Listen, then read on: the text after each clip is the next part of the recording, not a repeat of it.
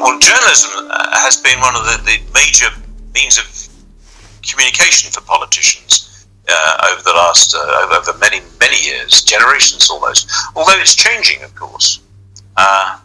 Nowadays, social media is becoming increasingly important, and elections are being run increasingly on social media rather than through, for instance, the traditional forms of press advertising and poster advertising, things like that. And that's what's been happening in Britain during this election campaign. It's been happening in America. Politicians reaching out not so much through newspapers as through social media. One of the reasons why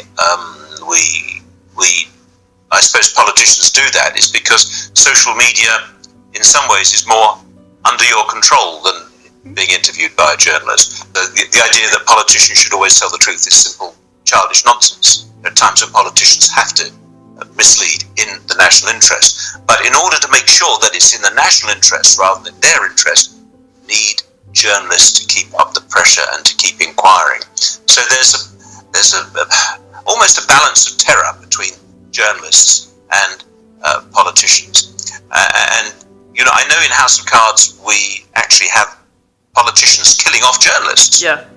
I can tell you, I can lay my hand on my heart and say I have never known a British Prime Minister who has actually killed, or an American President who has actually killed a journalist.